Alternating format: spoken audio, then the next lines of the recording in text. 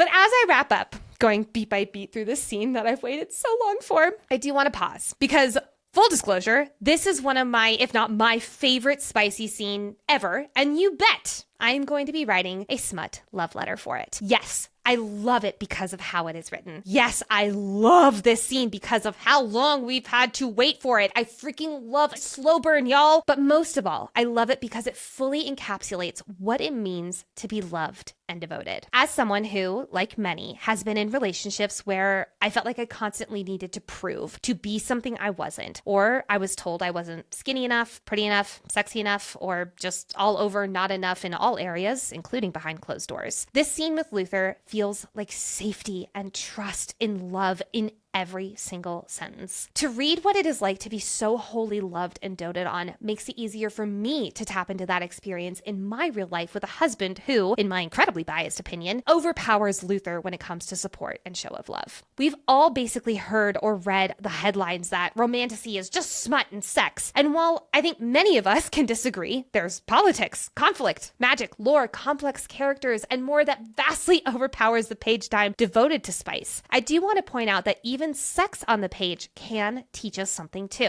It can teach us what it means to be cherished, worshipped, and to test out different areas in the bounds of mutual trust with another. It can teach us that in moments like Diane being on her knees with watery eyes, we can feel beautiful, powerful, and more than enough. It teaches us that having someone who professes love to you in each moment can be just as sexy as a morally gray man. And most of all, it teaches us that this does not have to be the exception. It is a natural born right to be loved so wholly, to be seen as someone's joy and salvation, and to be promised to be loved as long as love exists. So thank you, Smut. Not necessarily for teaching me this lesson. I have my husband to thank for that, but for reminding me to bask in the feeling of being loved, enough, and cherished for as long as love exists. Aw, that's beautiful, Nicole. Thanks. I've missed my smut love letters.